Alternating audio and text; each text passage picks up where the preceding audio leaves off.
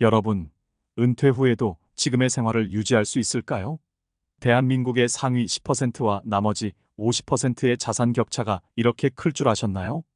50대 평균 자산이 5억 9천만 원인데 그 자산이 정말 충분할까요?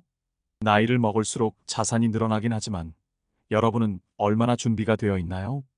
특히 40대, 50대, 60대 여러분, 지금 이 순간 은퇴 후에도 편안하고 여유로운 삶을 꿈꾸신다면 어떤 준비가 필요할지 궁금하지 않으세요? 지금 이 영상을 놓치면 나중에 그때 알았더라면 좋았을걸 하고 후회할 수도 있습니다.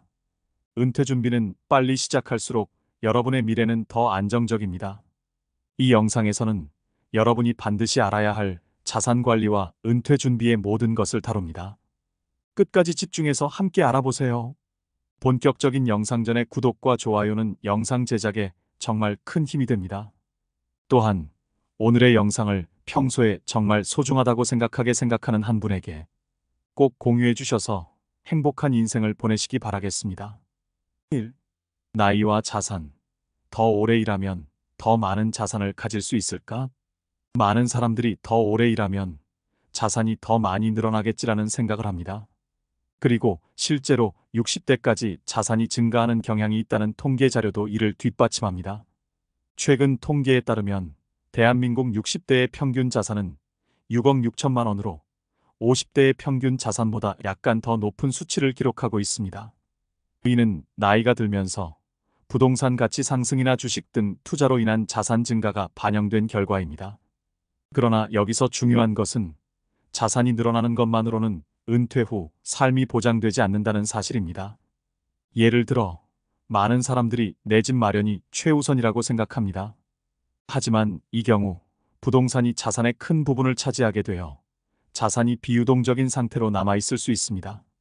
쉽게 현금화할 수 없는 부동산 자산은 은퇴 후 자산 관리에 큰 어려움을 초래할 수 있습니다.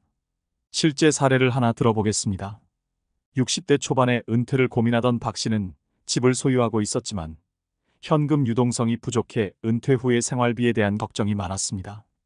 박 씨의 자산 대부분이 부동산에 묶여 있었고 그 외의 자산으로는 생활비를 충당할 수 없었죠. 이에 박 씨는 부동산을 매각할 것인지 아니면 주택연금 등의 방식을 활용할 것인지 고민했습니다. 결국 박 씨는 주택연금을 선택하여 매달 일정 금액을 받으면서 자산을 유지할 수 있었습니다. 이처럼 부동산 자산만으로는 은퇴 후 생활비를 안정적으로 충당하기 어렵기 때문에 다양한 자산 포트폴리오를 구성하는 것이 중요합니다. 주식, 채권, 연금 상품 등을 통해 유동성을 확보하는 것은 매우 중요한 전략입니다. 2. 은퇴 후에도 현재의 생활을 유지할 수 있을까? 은퇴 후에도 지금과 같은 생활 수준을 유지할 수 있을까요?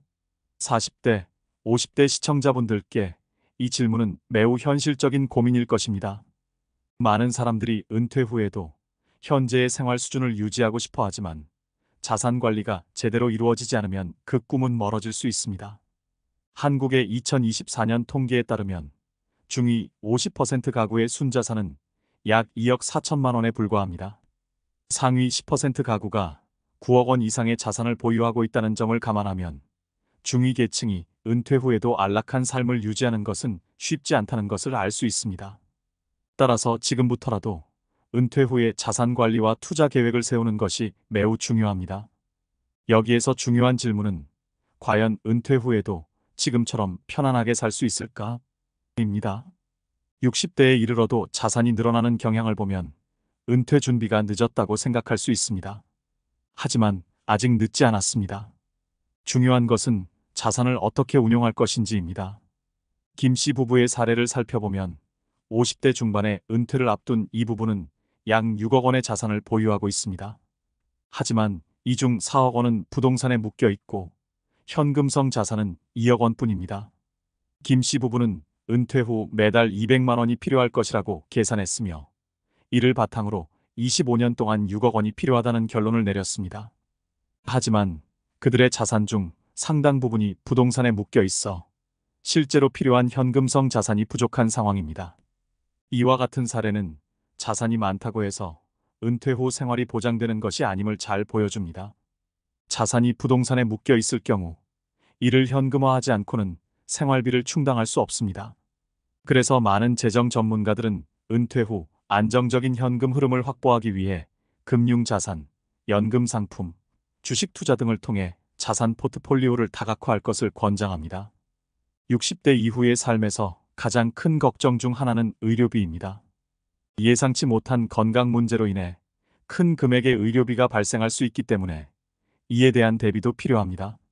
실제로 은퇴 후 의료비 부담은 재정 상태에 큰 영향을 미치기 때문에 장기 요양보험이나 의료보험에 미리 대비하는 것이 중요합니다. 또 다른 60대 초반 은퇴자 이 씨의 사례를 보겠습니다. 이 씨는 은퇴 후에도 건강할 자신이 있었지만 주변에서 은퇴 후 의료비 부담이 큰 사례를 접하게 되면서 장기 요양보험과 의료보험을 추가로 가입했습니다. 이러한 준비 덕분에 이 씨는 은퇴 후에도 예상치 못한 의료비 부담에 대한 걱정을 덜 수 있었습니다. 3. 자산관리, 부동산에만 의존하는 것이 답일까? 대한민국에서 특히 40대와 50대는 자산의 상당 부분을 부동산에 묶어두는 경향이 강합니다. 이는 어느 정도 이해할 수 있습니다. 주택시장의 안정적인 상승세 덕분에 많은 사람들이 집을 자산 증식의 수단으로 여기고 있기 때문입니다.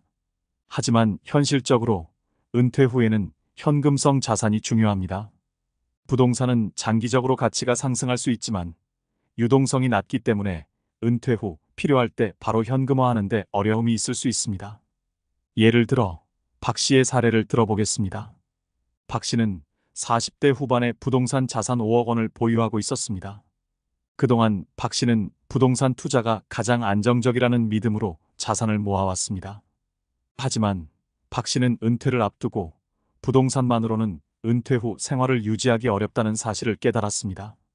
은퇴 후에는 매달 필요한 생활비를 현금으로 충당해야 하는데 부동산을 바로 팔기 어렵기 때문입니다. 박 씨는 이러한 문제를 해결하기 위해 매달 50만 원씩 연금 저축 계좌에 투자하기 시작했습니다. 또한 주식형 펀드에 분산 투자하여 은퇴 후에도 지속적인 수입을 얻을 수 있는 방안을 모색했습니다. 이런 방식으로 박 씨는 부동산에만 의존하지 않고 다양한 자산을 운영해 은퇴 후 경제적 안정성을 확보하려고 했습니다. 통계 자료를 보면 대한민국의 60대 이상 가구 중 70%가 넘는 사람들이 자산의 대부분을 부동산에 투자하고 있습니다. 하지만 전문가들은 부동산만으로 은퇴 준비를 완성할 수 없다고 지적합니다.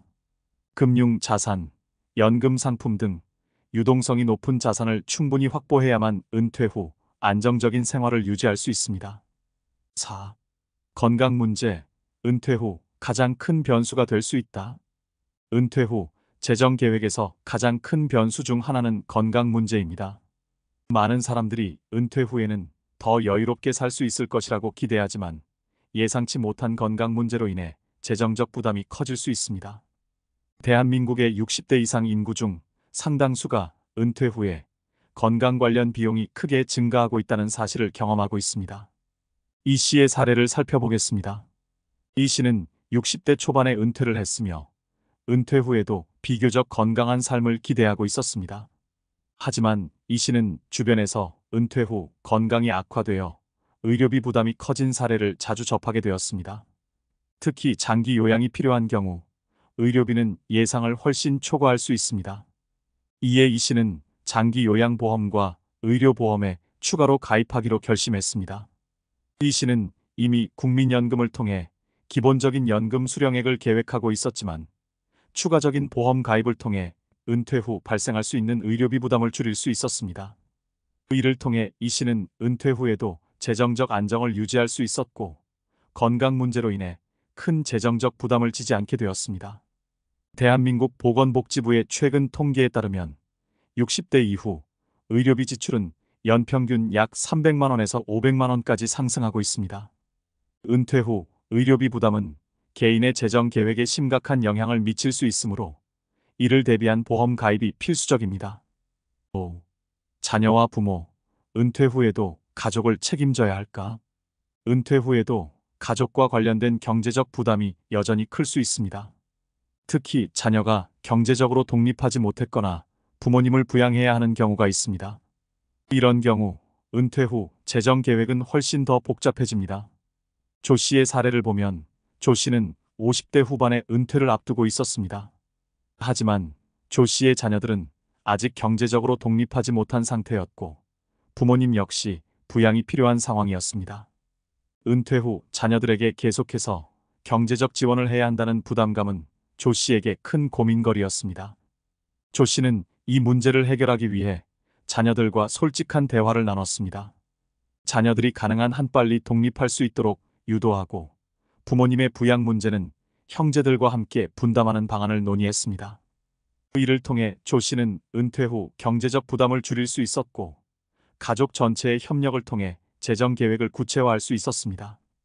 대한민국에서 자녀의 경제적 독립이 늦어지는 현상은 점점 더 보편화되고 있습니다. 최근 통계에 따르면 30대 초반까지 부모의 경제적 지원을 받는 자녀들의 비율이 약 50%에 달한다고 합니다.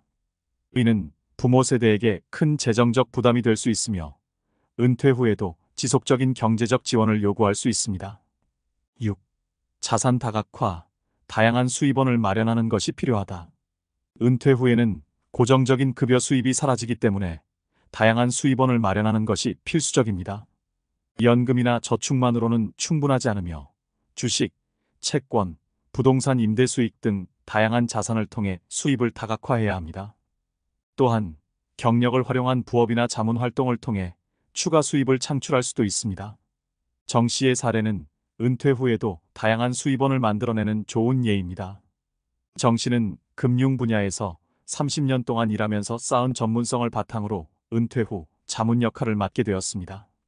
그는 은퇴 전에 미리 인맥을 넓히고 자신의 전문성을 인정받기 위한 준비를 철저히 했습니다. 정 씨는 주 2회 자문 역할을 맡아 월 300만 원 이상의 수입을 올리고 있으며 이를 통해 은퇴 후에도 안정적인 생활을 이어가고 있습니다. 이러한 방식은 평생 쌓아온 경력을 활용해 은퇴 후에도 경제적 안정성을 유지할 수 있는 훌륭한 방법입니다. 또한 취미로 시작한 일을 직업으로 발전시켜 부수입을 얻는 사례도 점점 더 많아지고 있습니다. 여러분, 우리는 모두 언젠가는 은퇴를 맞이하게 됩니다. 하지만 그 순간이 왔을 때 준비된 자산과 계획이 없다면 지금까지 쌓아온 모든 것들이 한순간에 불안으로 변할 수 있습니다. 우리의 40대, 50대, 그리고 60대는 미래를 위한 중요한 준비 단계입니다. 하지만 그 준비가 단순히 자산을 모으는 것만으로 끝나지 않는다는 걸 우리는 알 수 있습니다. 부동산만으로는 충분하지 않을 수 있습니다. 자산이 많다고 해서 은퇴 후의 삶이 보장되는 것도 아닙니다. 중요한 것은 어떻게 현명하게 자산을 관리하고 다양한 수입원을 마련하며 건강과 가족을 위한 대비책을 마련하는지입니다. 우리 모두가 마주할 수 있는 건강 문제, 가족 부양의 책임, 그리고 은퇴 후의 불확실한 삶. 이 모든 것이 우리가 지금부터 해야 할 준비를 더욱 절실하게 만듭니다. 여러분도 지금부터 차근차근 준비한다면 은퇴 후에도 안정적이고 행복한 삶을 꿈꿀 수 있습니다. 자산을 어떻게 분산할지, 건강을 어떻게 지킬지, 가족과의 재정적 협력을 어떻게 이루어갈지를 함께 고민해 보세요. 마지막으로 기억해 주세요. 은퇴는 두려워해야 할 시간이 아닙니다. 오히려 우리가 평생 쌓아온 경험과 지혜를 바탕으로 새로운 삶을 시작할 기회입니다. 그 기회를 놓치지 않도록 지금부터 준비하고 여러분의 미래를 더 밝고 안정적으로 만들어 가시길 바랍니다. 여러분의 노후가 풍요롭고 여유로울 수 있도록 우리는 언제나 준비할 수 있습니다. 지금 이 순간이 바로 그 시작입니다.